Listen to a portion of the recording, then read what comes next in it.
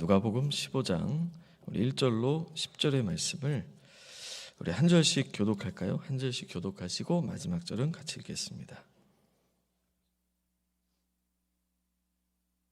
누가복음 15장 우리 1절로 10절입니다. 제가 먼저 1절 읽겠습니다. 모든 세리와 죄인들이 말씀을 들으러 가까이 나오니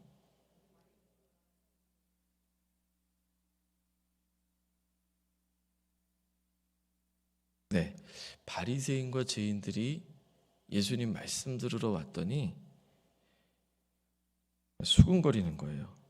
모든 세리와 죄인들이, 세리와 죄인이죠. 사람들이 손가락질하던 그런 사람들이 말씀을 들으러 예수님께 왔더니 바리새인과 서기관들, 소위 말씀을 통째로 암송하고 율법적으로 산다고 하는 그러한 바리새인과 서기관들이 예수님이 죄인과 같이 그들을 맞아주고 음식을 먹는다고 손가락질을 하는 거예요.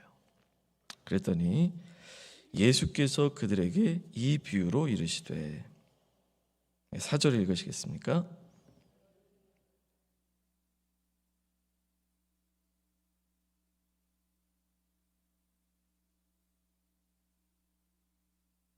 네, 그랬더니 예수님이 비유를 드시는 거예요. 그 사람들, 손가락질하는 사람들에게 비유를 들어서 이제 양 100마리 이야기를 이제 하시는 거죠. 계속 제가 읽겠습니다. 또 찾아낸즉 즐거워 어깨에 메고.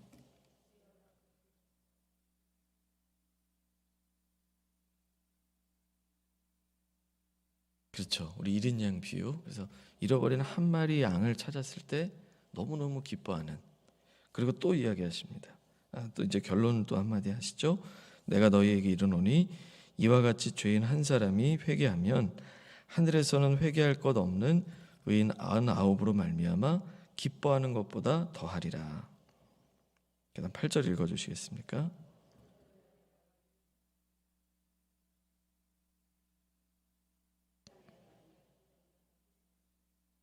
네, 동전 10개가 있는데 그 10개 중에 하나를 잃어버린 이야기를 하시죠. 또 찾아낸즉 벗과 이웃을 불러 모으고 말하되 나와 함께 즐기자. 이른 드라크마를 찾아내었노라 하리라. 내가 너희에게 이르노니 이와 같이 죄인 한 사람이 회개하면 하나님의 사자들 앞에 기쁨이 되느니라. 아멘. 자, 여러분, 이 두 가지 비유를 주님이 하셨고요. 사실 이제 11절부터 마지막 절 우리 32절까지 보면 여러분 잘 아는 탕자의 비유라는 비유가 이제 나옵니다. 그러니까 세 번의 비유를 들려주시는 거예요. 자, 죄인들과 세리들, 그때 세금 걷는 사람들, 굉장히 부정적인 이미지가 있던 소위 이제 죄인으로 불리는 사람들이 모여 있었고, 말씀 들으러, 주님 말씀 들으러 모였고, 또 그 반대편에는 누가 있었냐면 바리새인과 서기관들, 특별히 말씀에 능통하고 이 말씀을 잘 알고 율법을 잘 지킨다고 하는 그러한 사람들이 모여 있었던 거예요. 그 가운데 주님께서 수군거리는 거죠. 바리새인과 서기관들이 죄인을 영접하고, 예수님이 죄인을 영접하고 받아들이고 그 사람들과 어울리고 있다. 음식을 같이 먹고 있다. 그렇다는 거예요. 죄인을 저렇게 대하다니. 예수님이 특이한 거예요. 그러니까 예수님께서 그들에게 이제 비유로 설명을 하는 것이죠.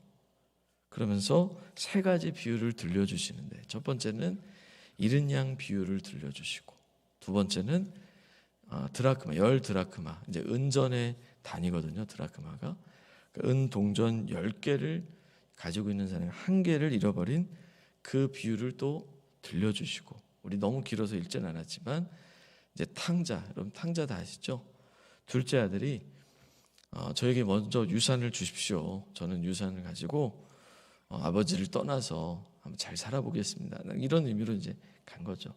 그런데 그 당시에 유산을 달라고 하는 것은 부모님이 돌아가셔야 유산을 줄 수 있었거든요.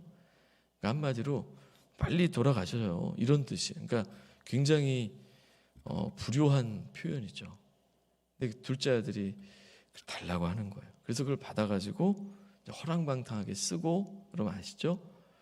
그래서 돼지가 먹는 주염 열매도 줄 사람이 없어. 흉년이었거든요. 줄 사람이 없어서 못 먹고 배를 줄이다가 결국에 생각하는 거야. 아버지께로 돌아가야지.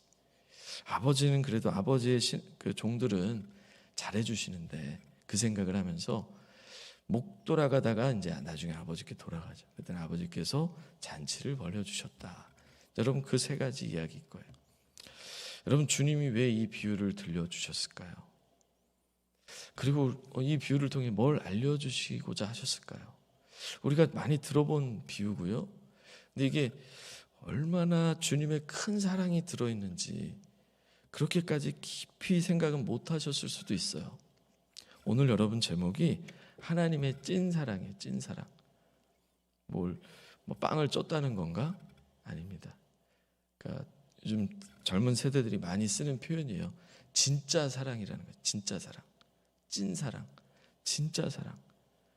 근데 여러분, 하나님의 찐 사랑이 끝이 아니라 찐 사랑하고 이를 넣었죠. 우리가 소위 알고 있다고 하지만 우리가 하나님의 사랑을 얼마나 피상적으로 알고 있는지 몰라요. 그래서 교회에서 하나님이 우리 자녀들에게 하나님이 사랑하셔 그러면 예, 사랑하시죠 이렇게 얘기하지만 그 사랑이 얼마나 깊은 사랑인지, 그 사랑이 얼마나 놀라운 사랑인지, 십자가에 날 위해 죽으셨죠, 이 정도가 아닙니다. 그 사랑은 지금도, 이 순간도 여러분들의 삶 속에, 여러분들의 직장 속에, 자녀의 관계 속에, 또 여러분들이 거하는 모든 곳에 영향을 주고 있는 사랑이에요. 근데 그것을 우리가 느끼냐는 거예요. 그래서 그 사랑 때문에 주의 전에 나오고요. 그 동기가, 여러분들이 주일 일부 예배 나오시는 동기가 하나님의 사랑 때문인 거고요. 그 사랑 때문에 우리가 주님을 찬양하는 것이고요. 그 사랑 때문에 여러분들이 예물을 드리는 것이고요. 그 사랑 때문에 이렇게 대표기도도 하고 성가대 가운을 입고 헌금봉헌도 하고 주보를 나눠주기도 하고 섬기기도 하는 것입니다. 무엇 때문에요? 그 사랑 때문에. 근데 그 정도의 사랑이냐는 거예요. 그 사랑이 절절하게 느껴져서 내가 주일에 주님 전에 나오느냐는 거예요. 그것을 오늘 보려고요. 말씀을 통해 살펴보려고요. 그래서 그 사랑이 바로 우리 삶의 신앙의 해독제예요. 내 신앙이 뭔가 문제가 있는 거 아닌가? 구원의 감격이 약해진 것이 아닌가? 또 신앙생활의 기쁨이 사라진 것이 아닌가? 보면 해독제가 바로 사랑이에요. 여러분, 에베소서를 여러분 아시죠? 사도 바울이 에베소 지역에 있는 교회에 쓴 편지입니다. 그 에베소 지역은 어떤 지역이냐면 항구 도시였어요. 여러분, 항구 도시, 이렇게 바닷가 근처에 우상 숭배가 굉장히 많거든요. 일본은 엄청납니다. 사면이 다 바다로 둘러져 있기 때문에. 저도 일본 단기 선교를 가봤는데 곳곳마다 다 신전이 하나씩 있고요. 그리고 가게 앞에는 소금이 이렇게 수북이 쌓여 있어요. 가신 분들은 아마 아실 거예요. 그 정도로 우상 숭배가 굉장히 심합니다. 그리고 사방에 한두 시간 차를 타고 가도 교회가 없어요. 그런 곳이더라고요, 일본이요. 굉장히 놀랐습니다. 기독교 인구가 0.1%도 안 되는, 그렇게 멀지 않은 나라지만 우리나라 너무 대조적이죠. 이렇게 섬나라가 그래요. 특히 우상 숭배 많아요. 또 바다 그 날씨에 따라서 너무너무 상황이 달라지고 또 바다에 빠져서 죽는 경우도 있고, 그래서 굉장히 뭔가를 의지하죠. 근데 하나님을 알지 못하면 그렇게 돼요. 에베소라는 지역이 그랬어요. 그리고 그 지역에는 여신이 있었어요. 아데미라는 여신이 있었습니다. 그래서 우상 숭배가 굉장히 강하고 사도 바울이 복음을 전했더니, 그리고 귀신을 쫓아냈더니 자신들의 생업, 우상을 만들어서 파는 그 생업이 방해된다고 그래서 그 우상 제작 연합회에서 엄청나게 반대를 하고 사람들이 떼거지로 모여가지고 막 떼창을 하는 거예요. 크도다 아데미여, 크도다 아데미, 이거를 2시간 동안 사도 바울 앞에서. 그 정도로 우리가 여러분 그 2002년 월드컵 할 때 대한민국 외쳤잖아요. 전 국민이 그 시청 광장 앞에서 그런 분위기인 거예요. 수많은 사람들이 모여서 그도다 아데미여, 아데미 여신이 최고다. 그 2시간 동안 부르짖은 그러한 지역이 에베소였어요. 그러니까 얼마나 거기가 영적으로 복음 전하기가 어려워요. 사도 바울이 그곳에 가서 극약 처방을 하는 거예요. 그 에베소 교회, 그 교회가 세워졌거든요. 그러니까 그 교회가 얼마나 영적 전쟁이 심하겠어요. 그 영적 전쟁이 심한 그 교회에 특효약을 주는 거예요. 그 편지가 바로 에베소서예요. 에베소서를 그래서 잠깐 제가 살펴보려고 에베소서 3장을 잠깐 보시면 여러분 찾아보셔도 좋고 아마 화면으로 찾아주시면 감사하고요. 에베소서 3장인데요. 3장 여러분 17절에 보면은 사도 바울이 기도하는 중보기도 제목이 나와요. 그래서 여러분 읽진 않았지만 3장 15절에 이름을 주신 하나님 아버지 앞에 무릎을 꿇고 비노니 사도 바울이 무릎을 꿇고 기도하는 거예요. 에베소 교회를 향해. 그 기도 내용이 뭘까요? 16절에 보시면 그의 영광의 풍성함을 따라 그의 성령으로 말미암아 속사람을 능력으로 강건하게 하시고, 우리 속사람이 중요해요. 영적 전쟁, 미혹, 그리고 세상의 유혹, 우상 이런 것들이 충만할 때 우리 속사람이 강건해져야 돼요. 그런데 어떻게 속사람이 강건해지냐? 그 17절에 믿음으로 말미암아 그리스도께서 너의 마음에 계시게 하시옵고 너희가 사랑 가운데 뿌리가 박히고 터가 굳어져서, 그러니까 주님이 우리 안에 거하시고, 한마디로 말하면 주님이 우리 안에 거하시고 주님의 사랑 위에 뿌리를 박고 터가 굳어져야 된다. 그래서 이름 중에 은서라는 이름이 있어요. 진서라는 이름이 있어요. 그게 뭐냐면 진리 위에 서라, 은혜 위에 서라 이런 뜻이라고 하더라고요. 마찬가지로 사랑 위에 서라는 거예요. 사랑의 뿌리를 박아라. 그리고 계속 보면 이제 18절부터가 진짜입니다. 찐인데 18절에 보면 능히 모든 성도와 함께 지식에 넘치는 그리스도의 사랑을 알고, 좀 알아야 된다는 거예요. 지적으로도 알아야 돼요. 그리고 19절에 그 너비와 길이와 높이와 깊이가 어떠함을 깨달아 하나님의 모든 충만하신 것으로 너에게 충만하게 하시기를 구하노라. 이걸 구했어요. 무엇을? 사랑의 너비와 길이와 높이와 깊이. 그러니까 엄청나게 표현하고 있죠. 그 사랑의 어마어마한 측량할 수 없는 그 사랑의 충만함을 알기를 원하노라. 그게 기도 제목이었어요. 그러니까 그 영적 전쟁이 치열한, 그래서 6장에 보면 하나님의 전신갑주를 입으라고 그러거든요. 그게 에베소 교회를 향한 말씀이었어요. 그런데 그 전신갑주 외부에 방어하는 것 말고 우리 마음속에 중심 어린 생명과 같이 회복해야 될 것이 뭐냐면 주님께서 우리 안에 거하시고 그분의 사랑이 어떤지를 정말 경험하고 체험하고 알기를 원한다는 거예요. 그 사랑이 어떤 사랑인지를, 그 너비와 길이와 높이와 깊이가 어떤지를, 그 사랑의 충만함을 알기를 무릎을 꿇고 기도했다는 거예요. 에베소 성도들을 향해서. 저는 이것이 너무너무 중요하다고 생각해요. 이 시대를 살아가는, 여러분 우상 숭배를 하지 않아도 이 시대에 우리가 세상에 영향을 얼마나 많이 받는지 몰라요. 그러니까 주님이 사랑하신다 그래도 그렇게 와닿지 않아요. 왜요? 콩으로 메주를 쓴다 그래도 너무 우리에게 익숙한 단어인 거예요. 사랑 알지. 드라마에 보면 사랑 너무너무 많이 얘기하죠. 그런데 이 하나님의 사랑이 어떤 사랑인지를, 이 찐 사랑인데요, 진짜 사랑인데요, 이게 어떤 정도인지를 우리가 소위 경험을 해보지 못했어요. 들어는 봤죠. 그런데 이게 어느 정도, 이 깊이와 너비와 정말 높이와 그러한 충만함이 어느 정도인지를 우리가 지식적으로 가늠해보지를 않았고 또 깊이 경험해 보지를 못했어요. 그걸 경험하기 시작하면 그 사랑에 푹 빠집니다. 경험하기 시작하면 그 사랑에 매료돼요. 그래서 그 사랑이 먼저 왔거든요. 하나님 우리를 먼저 사랑하셨거든요. 그 사랑을 이제 알게 되면 우리가 그분을 사랑하게 됩니다. 사랑 때문에 예배한다는 게 먼저 알게 되고요. 사랑 때문에 봉사한다는 게 먼저 알게 돼요. 그래서 이렇게 돼요. 그분을 사랑하기 시작하면서 그분과 관계된 모든 것이 행복해집니다. 그래서 그분을 사랑하기 때문에 그분을 예배하는 것이 행복하고 그분을 찬양하는 것이 행복하고 그분이 관계된 봉사가 행복하고 더 놀라운 것은 여러분 그분과 나만의 비밀이 생겨요.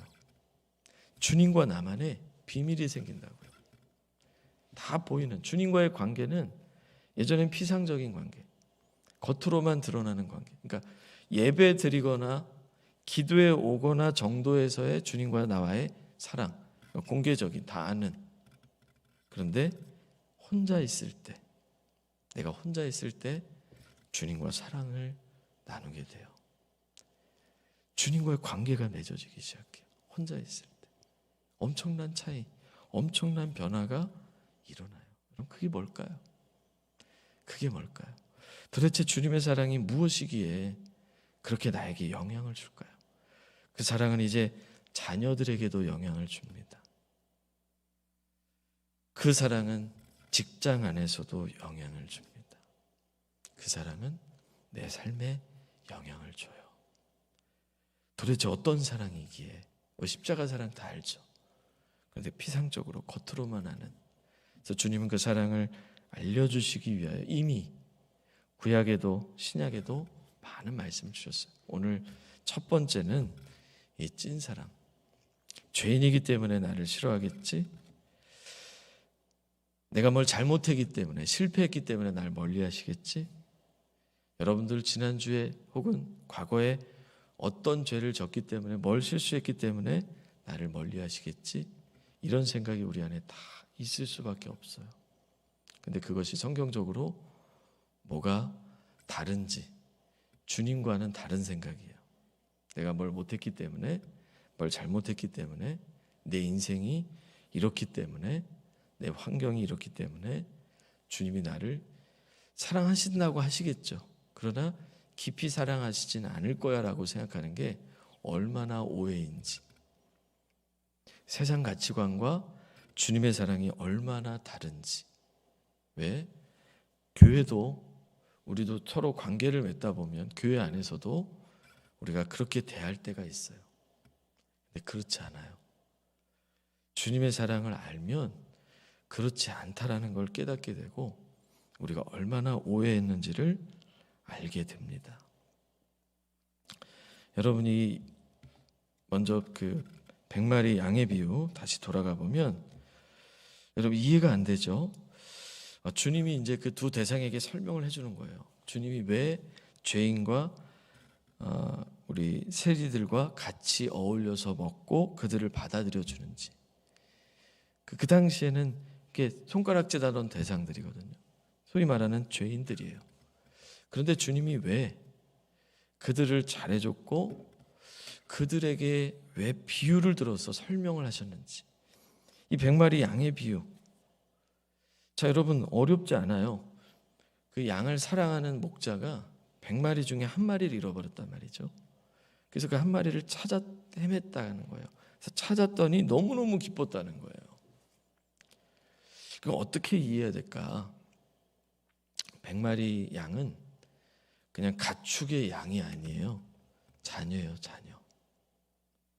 부모와 자녀 관계로 이해하셔야 돼요. 그래서 세 번째 비유가 둘째 아들의 비유예요. 자녀가 여러분 10명이니까 1명 정도 잃어버려도 되나요? 그렇지 않아요.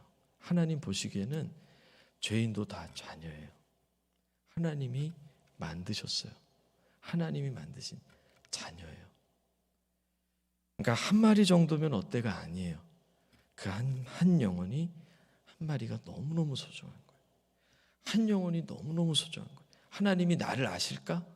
이렇게 성도가 많은데 하나님은 그 한 사람이 너무너무 중요해요. 두 번째, 10드라크마의 비유. 자, 은동전 10개인데 하나 정도 그래요.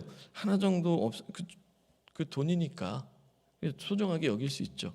그런데 더 놀라운 것은 그 하나를 찾았다고, 그 동전을 하나를 찾았다고 해서, 여러분 동전 하나 찾았다고 해서 막 이웃들에게 같이 즐기자, 너무 좋다 막 이런 정도입니까? 잃어버린 자녀예요. 자녀가 시장 갔다가 손을 놓친 거예요. 잃어버렸어. 여러분 찾아요, 안 찾아요? 찾죠. 정말 끝까지 찾을 때까지 찾고 못 찾으면 마음에 날마다 계속 찾아요. 그게 부모예요. 그런데 찾았어요. 어떤 마음이 들까요? 여러분 이루 말로 할 수 없죠. 아마 진짜 뭐 놀이공원이나 시장에서 손을 놓쳐본 경험이 있는 분들, 혹시 뭐 마트나 이런 데서, 백화점에서 놓쳐본 경험이 있는, 그래서 방송에 누구 자녀 찾아오세요, 누구 엄마 방송 나왔을 때 그 마음의 안도감과 기쁨을 경험해 보신 분들은 놀라실 거예요. 근데 주님은 우리를 낳으신 육신의 부모님보다도, 육신의 부모님도 때로는, 정인이 엄마 보세요, 때로는 인간적이기 때문에 그럴 수 있어요. 그러나 그렇게 자녀를 아프게 할 수 있어요. 그런데 주님은 어떤 부모님이냐면 한없이 사랑이 많은, 조건이 없이 사랑하는 분. 그게 달라요. 하나님 아버지 하니까 그게 잘 와닿지 않을 수도 있어요. 그러니까 아버지는 권위 있고 또 엄격하시고 그렇잖아요. 그러니까 우리가 하나님 아버지 할 때 그 이미지가 어떤 권위적이고 또 죄지면은 혼나고 그런 분으로 생각을 해요. 그런데 성경에 표현하시는 아버지는 그런 분이 아니에요. 그래서 주님이 직접 탕자의 비유를 들어주시고 이제 본격적인 이야기가 길게 나오죠. 우리 누가복음 15장 11절부터 무려 32절에 걸쳐서 탕자의 비유가 길게 나오는 거예요. 길게 설명하시는 거예요. 이것을 설명하기 위해. 그러면서 그 아버지가 누구냐? 바로 하나님이시라는 거예요. 이런 상황인 거죠. 둘째 아들이 아버지 마음에 못을 받고 떠났단 말이에요. 그 재산을 다 탕진했어요. 그래서 아버지께 돌아가질 못해요. 왜? 아버지 마음에 못을 받고 돈까지 다 날려버렸기 때문에. 그 뭐 투자를 해서 사업에 실패한 게 아니라 허랑방탕하게 썼다는 거예요. 둘째는 그렇죠. 여자들에게 다 썼다 이렇게 얘기를 하죠. 그렇게 다 써버렸어요. 그리고 거지가 됐어요. 아버지 뵐 낯이 없는 거예요. 자, 우리가 죄를 지으면 이런 심정이 되죠. 회개했는데 또 죄를 짓고 또 넘어지고 실수하고 실패하면 이런 느낌이 들어요. 그럼 어떤 마음, 인간적으로 어떤 마음이 들죠? 아버지에게 갈 자격이 없다. 네가 어떻게 그럴 수가 있냐? 그렇게 해줬는데 넌 어떻게 그럴 수가 있냐? 이게 우리의 생각이에요. 이게 우리의 생각이에요. 여러분, 우리의 생각이에요. 그래서 회개해야지. 이게 우리의 생각이에요. 근데 아버지는 하나님은 어떤 생각을 하고 계실까? 여러분 그것을 잘 들으셔야 돼요. 하나님은 자녀가 나갔을 때 문 밖에 서서 기다리고 계셨어요. 돌아오기를. 돌아와만 다오. 그 재산이 중요한 게 아니라, 네가 뭘 했느냐가 중요한 게 아니라 돌아오기만 해다오. 왜? 그냥 아들인 자녀라는 것 자체가 소중한 거예요. 자녀라는 것 자체가. 이 사실을 여러분 와닿을까 싶어요. 자녀기 때문에 소중한. 그러니까 여러분들 지금 예배를 잘 드렸느냐, 지난주에 성경 통독을 했느냐, 기도를 얼마나 했느냐는 아무 상관이 없어요. 주님께서 보시기에는 그냥 여러분들 이 자리에 와 있는 것 자체가 너무 사랑스러워 보이시는 거예요. 왜 그럴까요? 아버지 이렇게 합니다. 둘째 아들이 들어오니까 반지를 빼서 끼워줍니다. 왜? 겉모습이 초라하고 그러니까 종들이 못 알아볼까 봐 아들이라는 증표로 반지를 껴줍니다. 새 옷을 입힙니다. 잔치를 벌입니다. 이게 아버지예요. 아들이 온 것만으로, 아들은 돈을 다 잃었고 그리고 시간도 허비했고 아버지의 마음도 아프게 했어요. 그 아들이 온 것만으로도 아버지는 기뻐요. 아버지는 행복해요. 이게 바로 우리 하나님 아버지의 마음이라는 거예요. 조건이 있나요? 조건이 없어요. 조건을 굳이 따진다면 자녀라는 거예요. 자녀. 우리가 생각하기를 우리가 이 자리에 오기까지 내가 뭘 했고 뭘 했느냐에 따라서 다 상황을 달리세요. 어떤 청년이 있었어요. 정말 그 청년은 열심 중에 열심인 청년이었어요. 정말 청년이 굉장히 많은 교회였어요. 아마 500명 넘게 모이는 교회였는데 제 당시에 제가 섬길 때 그 중에서도 잘하는 청년이었으니까 얼마나 잘했겠어요. 근데 그 청년 여러분 우리 교회 기둥처럼 기둥 뒤에 앉는 거예요. 원래 앞자리에 앉았거든요. 그리고 막 예배하고 그랬는데 어느 날 기둥 뒤에 숨어 있어 예배 드리는 거예요. 그래서 들어올 때 무슨 일 있냐고 예배 끝나고 이렇게 딱 얘기 좀 하자고 그래서 얘기를 하는데 그런 얘기를 하는 거예요. 이 청년이 주식에 투자를 했는데 손해를 너무너무 많이 본 거예요. 그러니까 11조를 하는데 온전한 11조를 못 한다는 거예요. 그래서 그게 찔림이 돼서 마음이 너무 눌린다는 거예요. 자, 여러분, 이 청년은 주님 앞에 예배하러 나왔는데 그 주님은 어떤 분이냐면 11조도 잘하고 또 봉사도 잘하고 예배도 안 빠지고 심지어 막 새벽 기도까지 나오면 맨 앞자리, 그리고 또 뭐 11조도 온전히 못하고 예배도 나왔다 안 나왔다 하고 새벽 예배는 아예 안 나오고 그러면 중간 6개월에 한 번씩 나오고 헌금은 아예 안 하고 그러면은 저 구석에 보이지 않는 곳에 이렇게 예수님을 하나님을 생각하고 있는 거예요. 그러니까 뒤에서 체크리스트를 딱 가지고서 체크하면서 아무개 이렇게 잘했네. 맨 앞자리에 앉고. 여러분 주님이 그런 모습을 보이신 적이 한 번이라도 있었을까요?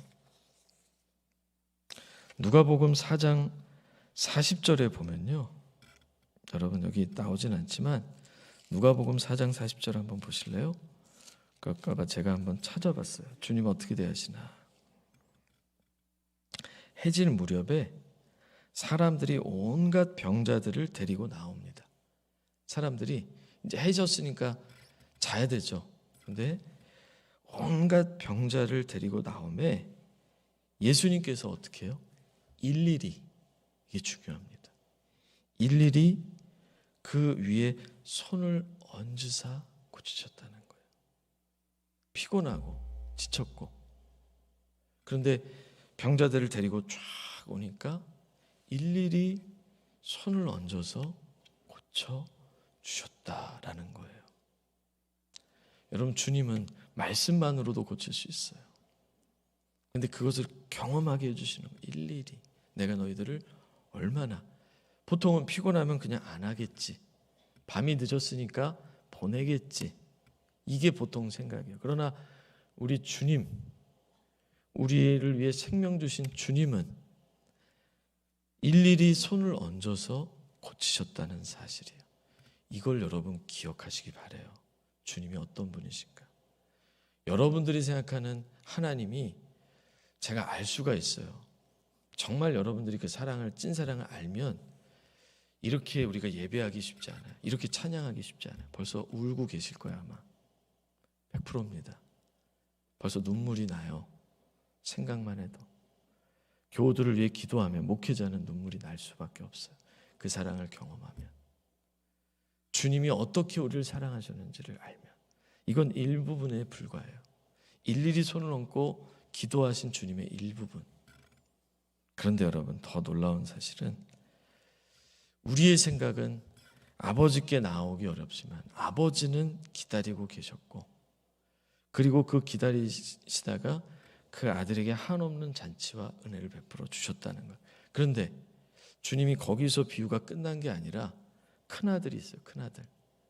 큰아들이 등장해서 이렇게 얘기합니다. 아버지, 저는 아버지 속을 썩인 적도 없고 아버지에게 늘 잘하는 큰아들이었는데 왜 갑자기 둘째 아들은 저렇게 돈 재산을 다 날리고 저렇게 허랑방탕하게 살다가 왔는데 저의 친구들에게는 염소 한 마리 잡아준 적이 없으면서 저렇게 큰아들에게는 저토록 큰 잔치를, 둘째 아들에게는 큰 잔치를 베풀어 주십니까? 이 얘기를 또 예수님이 비유 속에 넣으셨어요. 말씀하시면서. 자, 그럴 만도 하죠. 그게 바로 바리새인과 서기관들의 생각이에요. 죄인들이 왜 죄인들까지 저렇게 영접하고 어울리시고 음식을 같이 먹고 우리 집에 한번 와달라면 잘 안아주시면서 죄인들에게 저렇게 다가가시냐? 뭘 보여주는 거예요? 그래, 그럴 수 있다. 그러나 중요한 것은 큰아들도 사랑하신다는 거예요. 내가 가진 것은 다 내 것이 될 것이다. 그러니까 여러분, 중요한 것은 나와 주님과의 사랑이에요. 나와 주님과의 사랑. 누가 어떻느냐 그게 아니에요. 그러나 아버지가 말씀하고자 하는 것은 자녀이기 때문에, 방황하던 자녀가 돌아왔기 때문에 당연히 아버지는 기쁠 수밖에 없고, 이 아버지의 마음을 알라는 거예요. 아버지의 마음을 알아라.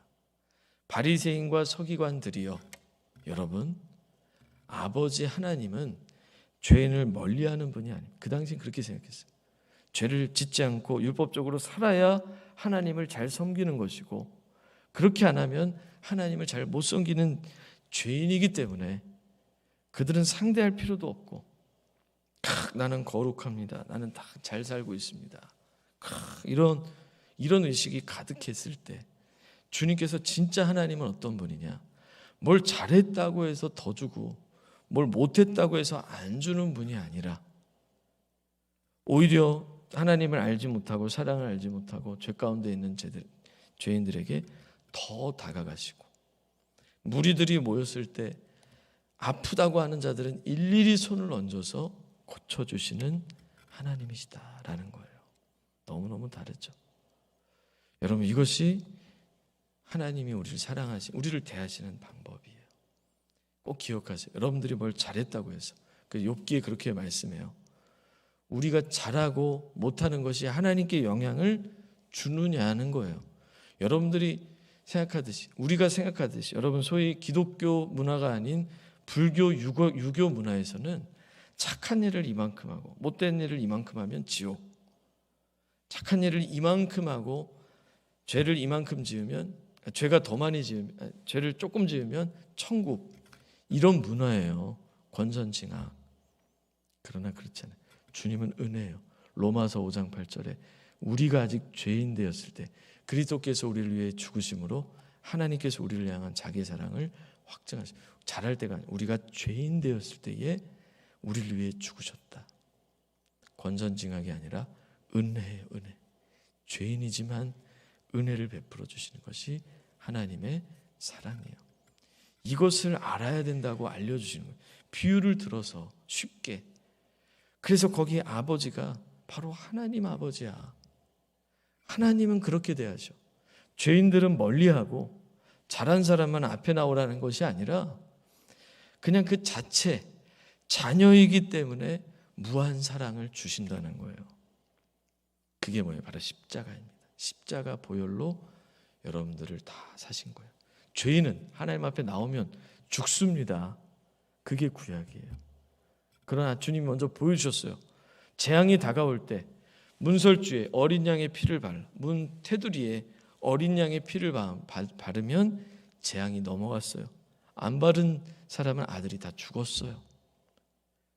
그걸 통해서 구약에 먼저 보여주셨어요. 예수 그리스도의 보혈을 바른 사람, 그 보혈이 나와 관계 있다고 믿는 사람, 예수님께서 하늘과 땅에 매달려 계신 이유가 바로 날 사랑하셔서 하나님과 나를 연결시켜주기 위해서, 아버지 앞에 나아갈 수 있게 자녀 관계를 만들어 주시기 위해서 십자가에 매달리셨다는 사실을 믿는 사람, 그 보혈이 나를 위한 것이었고 그 피 흘리심이 나의 죄 때문이었다는 사실을 믿는 사람은 이제 그 사람은 어떻게 하나님 눈에 보이냐면 피가 발려진 그 피로 말미암아 자녀된 관계가 되었다는 거예요.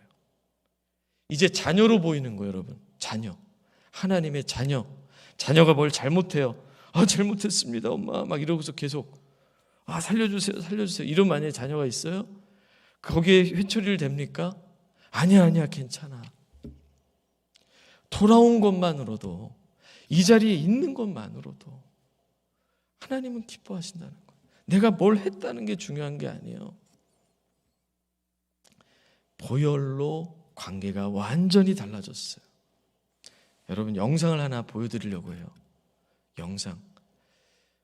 그 영상에 보면 그런 내용이에요. 아버지가 딸을 찾아가요. 근데 딸이 죽었어요. 딸이 심장을 기증합니다. 사고로 죽었어. 그래서 그 딸의 심장을 받은 사람을 찾아가요. 그 딸의 심장 소리를 듣고 싶어서. 딸은 사고로 죽었지만 심장을 기증했거든요. 그래서 그 살아있는 심장 소리를 듣고 싶어서 서울에서 부산 거리의 10배가 되는 거리를 달려갑니다. 그 영상을 잠깐 짧거든요. 잠깐 보고 말씀을 마무리하도록 하겠습니다.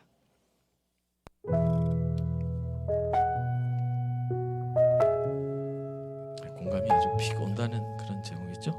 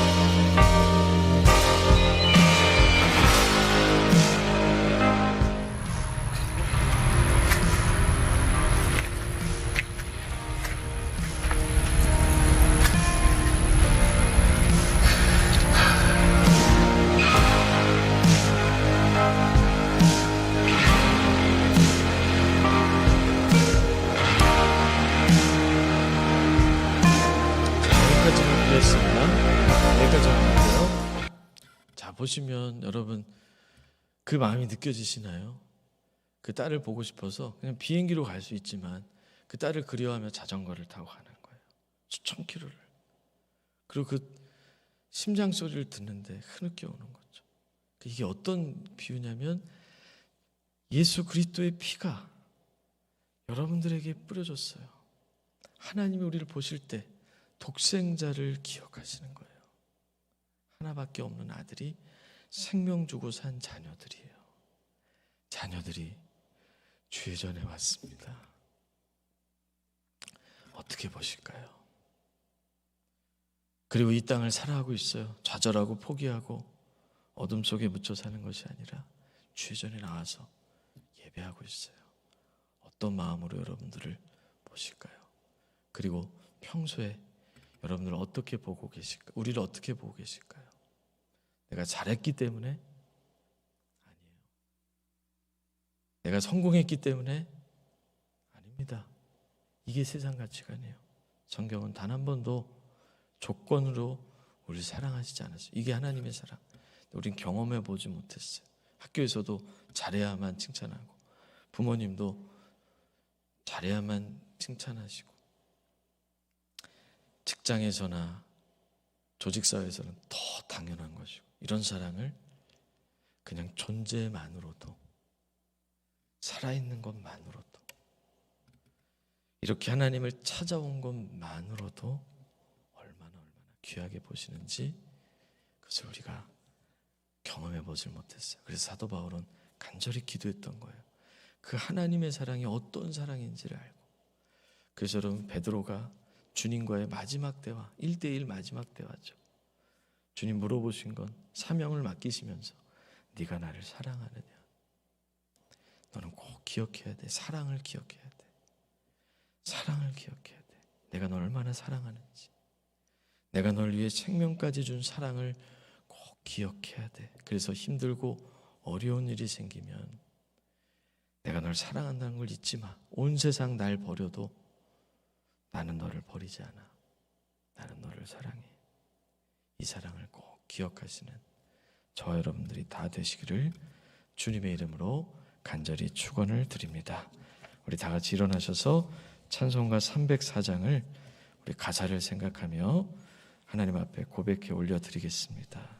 찬송가 304장입니다.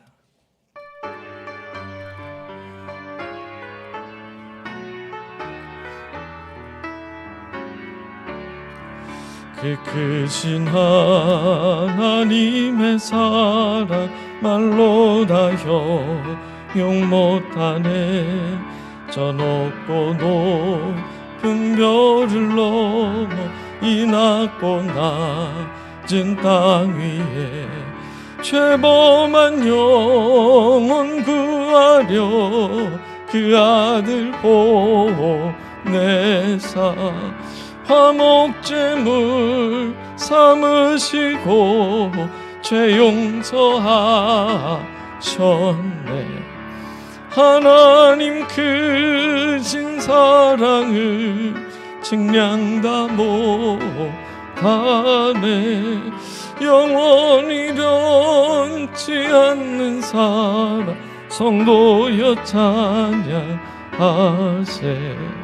괴로운 시절 지나가고 땅 위에 영화 새할 때 주 믿지 않던 영혼들은 큰 소리 외쳐울어도 주 믿는 성도들에게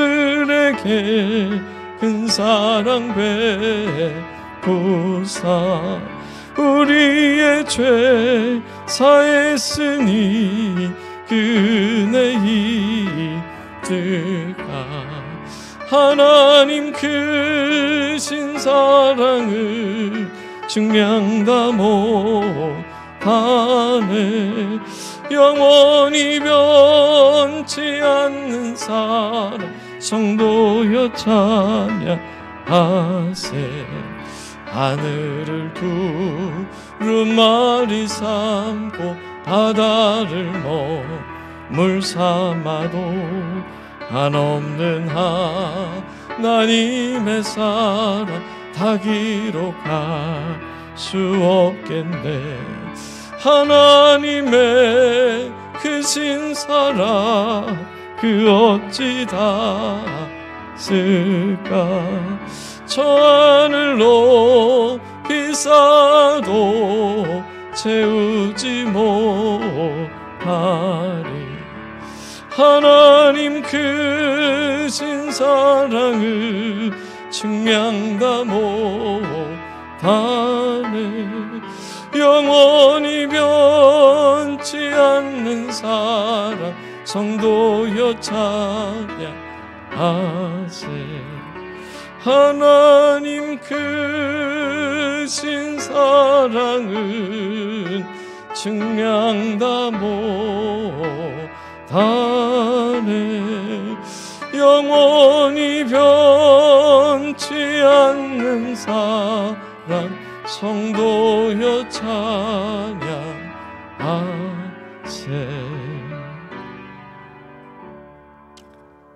사랑의 하나님, 우리가 하나님을 생각할 때 하나님의 사랑은 내가 무언가를 잘해오고 내가 무언가를 이루어가고 내가 무언가를 기여할 때 하나님은 나를 사랑한다고 생각할 때가 많았고, 세상은 끊임없이 그래서 실패했다고 말하고, 그래서 끝났다고 말하고, 그래서 문제 있다고 말해오는 사실을 들어왔습니다.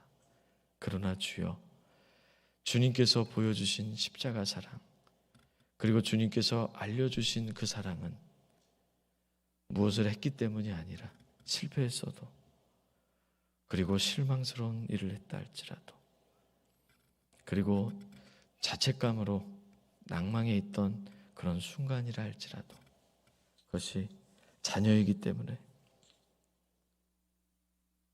그것이 사랑하는 아들, 딸이기 때문에, 그냥 그 자체만으로도, 그 심장이 뛰고 있기 때문에, 그 피가 흘려졌기 때문에 그것을 보시고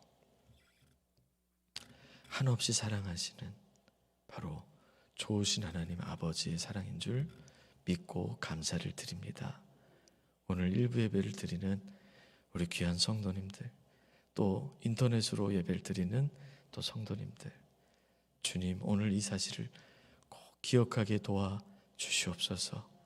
세상이 뭐라고 해도, 또 믿는 자들 사이에 무슨 얘기를 들어도 그것이 아니라 우리 하나님께서 우리를 얼마나 사랑하시고, 얼마나 우리를 위로하시고, 얼마나 응원하시고, 얼마나 격려하시는지를 꼭 기억하고 세상을 살아갈 때, 또 예배를 드릴 때, 때로는 넘어질 때, 때로는 좌절할 때, 그때 주님의 찐 사랑을 기억하고 다시 일어나고 회복하는 우리 모든 하나님의 자녀들이 되게 하여 주시옵소서. 온 세상 날 버려도 주 예수 안 버려 찬양의 고백처럼 주님을 우리는 결코 버리지 아니하시고, 그 십자가 보혈의 은혜가 우리 삶에 결코 지워지지 않는다는 사실을 기억하며 날마다 날마다 그 사랑을 찬양하고 그 사랑을 마음에 받고 그 사랑을 경험하는 우리 모든 하나님의 자녀들 되게 하여 주시옵소서. 이제는 우리 구주 예수 그리스도의 한량없는 사랑과 하나님 아버지의 무한하신 충만하심과 성령님의 말씀을 깨닫고 또 교통하시는 그 은혜가 오늘 주님 앞에 예배드리며 나온 모든 하나님의 백성들, 또 정성을 다해 예물 드린 손길들, 머리 위에 가정 위에 언제나 영원토록 함께하여 주시옵기를 간절히 축원하옵나이다. 아멘.